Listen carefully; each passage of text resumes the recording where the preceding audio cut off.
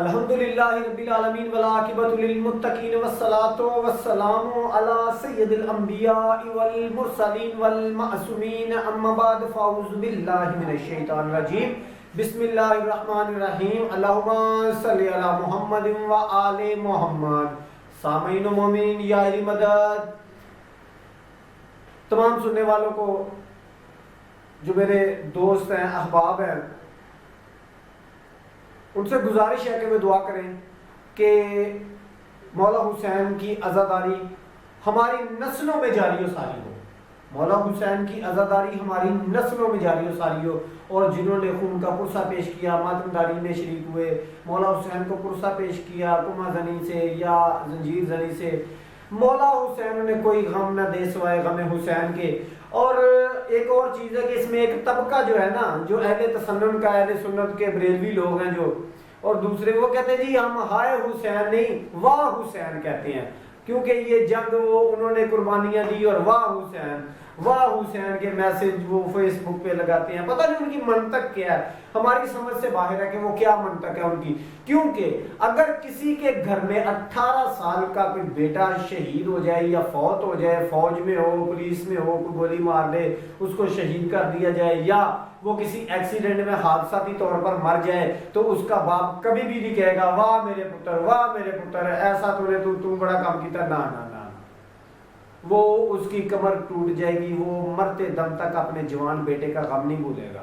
تو پھر یہ واہ حسین نہیں۔ ہاں، نبی مکرم صلی اللہ علیہ وآلہ وسلم نے اگر واہ حسین کیا تو ہم واہ حسین کرتے ہیں، اگر ہائے حسین کیا تو پھر ہائے حسین کرتے ہیں۔ اور کچھ لوگ کہتے ہیں تیرے نانے کی اجازت نہیں ہے ورنہ ہم بھی تیرا ماتم کرتے ہیں، تو نانے نے منع کب کیا ہے؟ نانا تو خود جب گود میں لیتا تھا تو روتا تھا، نانے نے تو خود بتایا، نانے کے دروازے پہ ماتم ہوا، نانے کے دروازے پہ لوگوں نے آ کے ماتم کیا، نانے نے دعا دی۔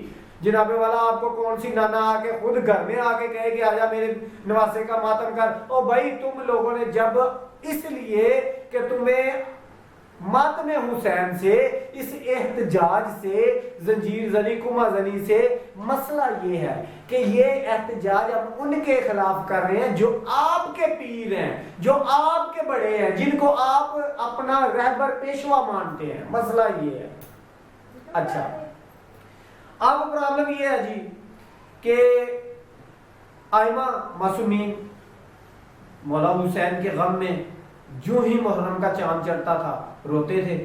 آج 13 محرم ہے تو بنی اسد کا قبیلہ جو ہے انہوں نے آگے شہداء کو دفن کیا۔ کیسے؟ کیونکہ مولا سجاد وہاں پر موجود تھے۔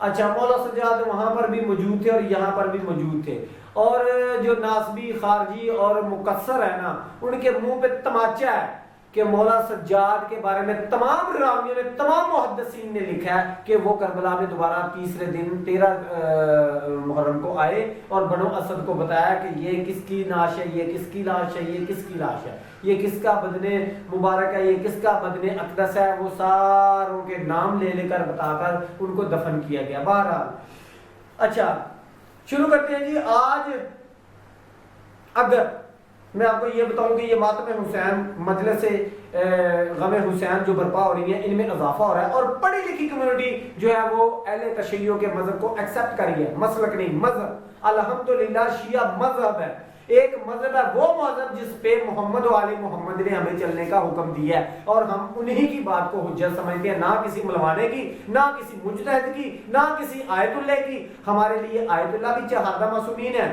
مجتہد بھی چہاردہ معصومین ہے، اللہ تعالیٰ کا نور اللہ نور بھی چہاردہ معصومین ہے، اور رہبر معظم بھی وہی ہیں۔ اگر قائم ہمارے سر پہ موجود ہیں، ہمیں سن رہے ہیں، ہماری رہنمائی فرما رہے ہیں، تو پھر کسی ایسے بندے کی ہمیں کیا ضرورت ہے اس کی تقلید کا پٹا گلے میں ڈالنے کے، جو خود گناہ گار ہے، جو خود معذور ہے؟ ہمیں اس کی کیا ضرورت ہے؟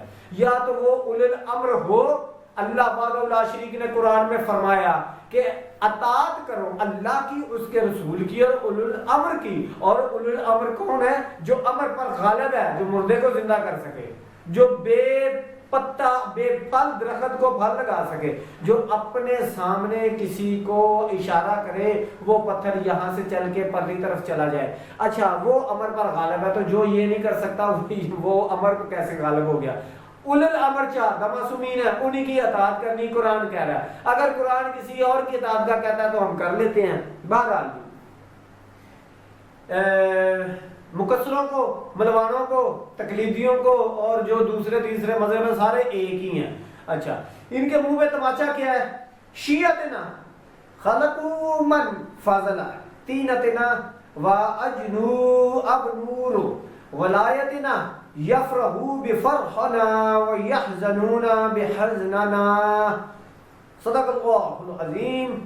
ہمارے شیعہ ہماری بچی ہوئی مٹی سے خلق ہوئے اور نور ولایت سے ان کو گوندا گیا، لہذا وہ ہماری خوشی کے دنوں میں خوش ہوتے ہیں اور ہمارے غموں کے دنوں میں غمناک ہوتے ہیں. غم کے دن تھے، کوئی فتویٰ کسی بھی عاشق حسین نے نہیں لگایا کنواں زنی پہ، ماتم داری پہ، زنجیر زنی پہ، قمیض اتار کے ماتم کرنے پہ. اور جو حرامی تھے ان کی طرف سے فتوے لگنے شروع ہوئے، کیونکہ ان کو اصل میں سیاسی طور پہ پرابلم ہے کہ وہ سیاسی طور پہ مسئلہ کے اہل تشیع کو استعمال کرنا چاہتے ہیں. وہ انشاءاللہ ہوگا نہیں، کیونکہ قائم ہمارے سر پہ قائم ہے. اچھا اس میں دو چیزیں ہیں کہ شیعہ وہ ہیں جو ہماری بچی ہوئی مٹی سے خلق کیے گئے، ہماری نور ولایت سے ان کو گوندا گیا. اس کے بعد یہ ہے کہ ان کی نشانی یہ ہے، وہ ہماری خوشی میں خوش ہے، ہمارے غم میں غم ہے. عید الاضحیٰ عید الفطر پہ ہم غمگین ہوتے ہیں اور مقصر جو ہے وہ کہ رو رو کے لوگوں کو بتاتے ہیں اور نہیں جی عید مناؤ، جی عید مناؤ، یہ نہ کرو، ماتم نہ کرو. لیکن وہ حدیثیں موجود ہیں کہ جناب ثانیہ زہرا فرما رہی تھی کہ ہم عید کے دن دیکھ رہے تھے کہ ہمارے بابا کا پرسہ میں کون دے. یہ خاندان اتنا مظلوم ہے کہ آج بھی حرام زادے کیش کرواتے ہیں ان کے نام.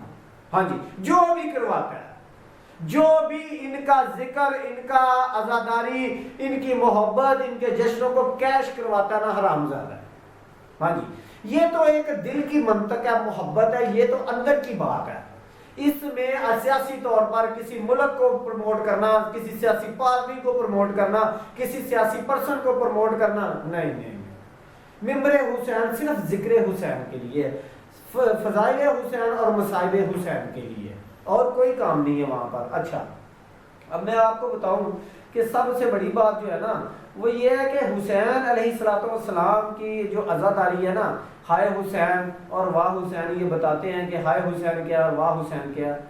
تو اصل میں مسئلہ یہ ہے کہ امام صادق نے اپنے ثابت مفصل سے فرمایا کیا سید الشہداء کی زیارت کے لیے جاتے ہو؟ عرض کیا جی ہاں. فرمایا تمہارا نہ جانا بہتر ہے جانے سے. عرض کیا حضور آپ کے اس جملے سے میری کمر ٹوٹ گئی. آپ نے فرمایا اس لیے کہ تم تو سیر و تفریح کرنے کے لیے جاتے ہو، اچھی غذائیں کھاتے ہو. امام حسین بھوکے پیاسے شہید ہوئے، غمگین و محزون وہ اور گرد آلود تھے. ان کے ظاہر میں بھی یہ صفات ہونی چاہیے. یہ امام صادق کا صحابی ہے جس کو امام فرما رہے ہیں. جی آپ کیش کیسے کروا رہے ہیں؟ آپ جس کا امامہ تمام نبیوں کا امامہ ان دنوں میں کھل کر گلے میں تھا، اور تم حرامزادو نئے امامے نئی ابا کبا پہن کے مصائب پڑھ رہے ہو. مولا صادق کی حدیث پڑھی ہے میں نے. جی آگے چل کے عزاداری سید الشہداء ایک اہم عبادت ہے اور عبادت میں خلوص شرط ہے. عزاداری کو با مقصد بنانے کے لیے مجلس خواہ، سامعین مجلس اور بانی مجلس تینوں کا مخلص ہونا اور عزادار ہونا ضروری ہے. اچھا جی یہ کہاں پہ لکھا جی؟ یہ جی وسائل شیعہ کی بات ہو رہی ہے. عزاداری سید الشہداء ایک اہم عبادت ہے. یہ وہاں سے دوبارہ سے روایت وہیں پر ہے. عزاداری سید الشہداء شریعت کا مقدسہ کا مدرسہ، اسلام کی ترویج اور مکتب تشیع کی شارح حیات ہے. جی عزاداری امام حسین، یہ شیخ صدوق لکھ رہے ہیں کہ یہ شارح ہے. اب آپ کے سامنے سمجھ لیں کہ جو بھی عزاداری امام حسین کے خلاف فتوے دے رہے ہیں وہ کون ہے، وہ آپ نے اب دیکھنا ہے. اچھا ایک روایت آپ کے سامنے اور رکھنا چاہ رہا ہوں کہ جناب حسین علیہ السلام کے بارے میں کہ واہ حسین یا ہائے حسین. سب سے پہلے تو حسین کی عظمت کیا ہے، عظمت کیا ہے وہ دیکھنی ہے ہم نے، اور پھر دیکھیں گے کہ اتنی عظمت، اتنے جلال، اتنی فضائل، اور اس قدر نبی کریم صلی اللہ علیہ وسلم نے جن کے فضائل کو بیان کیا، اور جو آپ کے کندھے پر ہوں اور آپ سجدے سے سامنا اٹھائیں، اس سے بڑی میں آپ کو اور کوئی بات نہیں کر سکتا. یہ سمجھنے کی بات ہے. ان کو بھوکا پیاسا، ان کے بچوں کو، ان کی چھوٹی بچی کو، ان کے 6 ماہ کے بچے کو شہید کیا گیا. وہ تیر مارا جسے جانوروں کو مار کر گرایا جاتا ہے. میں کہہ رہا ہوں کہ آپ پھر سوچیں گے کہ ہائے حسین یا واہ حسین.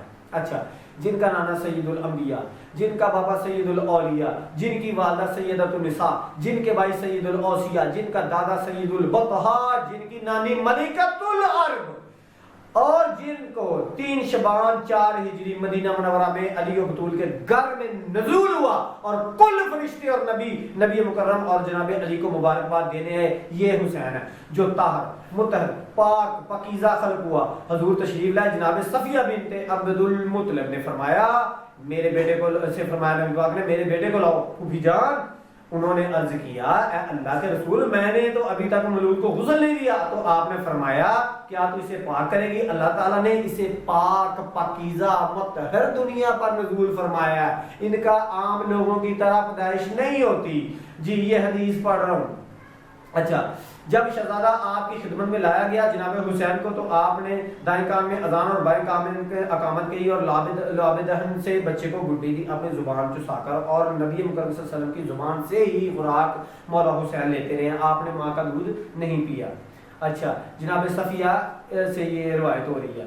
اچھا، اس کے بعد جن کا اسم مبارک خود اللہ وحدہ لا شریک نے رکھا، ان کا لقب خود اللہ وحدہ لا شریک نے رکھا، اور اس کے بعد جن کی نزول کا جشن آسمان پر منایا گیا، جس روز آپ کی ولادت ہوئی، مالک حقیقی نے دروغہ جہنم کو حکم دیا کہ آتش جہنم کو آج خاموش کر دو، بند کر دو۔ جی، رضوان جنرل کو حکم دیا کہ جنت کی آرائش کرو، فرشتوں کو حکم دیا کہ تسبیح و تقدیس پروردگار میں اضافہ کرو، جبرائیل امین کو حکم دیا کہ ایک نورانی وفد لے کر حسین ابن علی کی ولادت کی تبریک کے لیے جائیں، چنانچہ 1000 یا 4000 یا باختلاف مختلف فرشتوں کے 70,000 کے قریب بھی روایت ہے، 1 کروڑ کے قریب بھی فرشتوں کے ساتھ لے جانے کی روایت ہے کہ وہ 1 کروڑ کے قریب فرشتے مولا حسین کی مبارکباد دینے کے لیے دنیا میں آئے، جنہوں نے کبھی پہلے دنیا میں اپنے یہاں نہیں آئے تھے۔ اچھا، جو وارث انبیاء آپ کی زیارت کے جملے ہیں، جس حسین انبیاء کے صفات و کمال کے وارث، جس نبی کے کمالات کا مشاہدہ کرنا ہو وہ حسین ابن علی میں نظر آئیں گے۔ تمام کے تمام انبیاء، تمام 1,24,000 انبیاء کے کمال اور فضائل مولا حسین میں دیکھے جا سکتے ہیں، اور مقتل میں بھی مولا حسین کے ساتھ تمام انبیاء کھڑے اپنے اماموں کو گلے میں ڈال کر کھڑے تھے اور اپنے سروں کو گرد آلود کیے ہوئے تھے۔ جی آگے چل کے اچھا، گویا اقبال کے بارے میں بھی تھوڑا سا کرنے، علامہ اقبال بتا رہے ہیں کہ حقیقت میں، ٹھیک ہے، جو ان کا شعر ہے کہ موسیٰ و فرعون شبیر و یزید ان دو قوت از حیات آمد پدید۔ اچھا، اس کا مطلب یہ ہے کہ گویا اقبال کہہ رہے ہیں کہ حقیقت میں جس بار کے موسیٰ حامل تھے اس بار کے حسین بھی حامل تھے، یعنی جہاں پر نبی مکرم کے سے پہلے آنے والے موسیٰ کلیم اللہ جس بار پہ جس یعنی کہ جگہ پر مبعوث تھے، اسی جگہ اسی مقام اسی فضیلت کے ساتھ مولا حسین بھی کربلا میں موجود تھے۔ تمام نبیوں کی صفات ان میں موجود تھی اور تمام نبیوں کی فضائل ان میں موجود تھے، اور ان کو بھوکا پیاسا شہید کیا گیا، کند خنجر سے شہید کر کے نماز پڑھی گئی۔ کسی نے کہا کہ تو اتنی جلدی جلدی اتنے کند خنجر سے ان کی مولا حسین کی گردن کیوں اتارتا؟ تو شمر نے کہا میری عصر کی نماز قضا ہو رہی ہے۔ ہاں، اب کیا کہوں میں، ہائے حسین یا واہ حسین۔ ایک بندہ مولا حسین کے پاس آیا روزے پر آ کر زری کو پکڑ کے کہتا مولا مجھے ایک بیٹا عطا کر دیں، اور جب 18 سال کا ہو تو آپ اسے واپس لے لینا۔ 1 سال بعد بیٹا پیدا ہو گیا، بیٹا پیدا ہوا، نہایت ہی خوبصورت نفیس بیٹا، بیٹے سے پیار بھی ہوا کیونکہ باپ تھا، ماں باپ کو بڑے نازوں سے پالا۔ 18 سال کا بیٹا ہو گیا، کسی نے آ کے خبر دی کہ تیرا بیٹا فلاں جگہ پہ فوت ہوا ہے، درد سے گر پڑا، غش کھا کے گر پڑا، اٹھایا، ہوش دلایا، اس نے کہا کہ مجھے مولا حسین کی زری پر لے چلو۔ جب مولا حسین کی زری پر لے کے گئے تو زری کو پکڑ کے کہا تھا مولا میں نے تو ہر جگہ پہ حکیموں کو ڈاکٹروں کو چیک کروایا تھا، میں تو باپ بن ہی نہیں سکتا تھا، میری جو بیوی ہیں وہ بھی ماں نہیں بن سکتی تھی، لیکن آپ نے ہمیں بیٹا عطا کر دیا۔ میں صرف یہ پوچھنا چاہتا ہوں کہ 18 سال کے بیٹے کی لاش کو اٹھایا کیسے جاتا ہے؟ مولا مجھ میں ہمت نہیں ہے، آپ نے کیسے علی اکبر کو اٹھایا؟ آپ نے کیسے علی اکبر کے جسم سے برچھی کو نکالا؟ مجھ میں ہمت نہیں ہے، مجھے یہ بتا دے کہ 18 سال کے بیٹے کی لاش کو کیسے اٹھایا جاتا ہے۔ تو یہ میں آپ کو بتاؤں کہ یہ واہ حسین نہیں ہائے حسین ہے. اور یہ احتجاج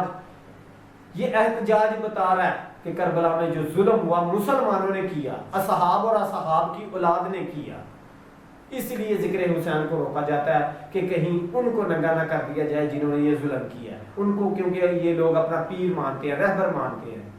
رہبر تو صرف وہ تھے جو نبی مکرم کی زبان چوز کر بڑھے ہوئے. مولا غازی آپ کو اجتے دے، اللہ آپ کا حامی و ناصر ہو. یا علی مدد.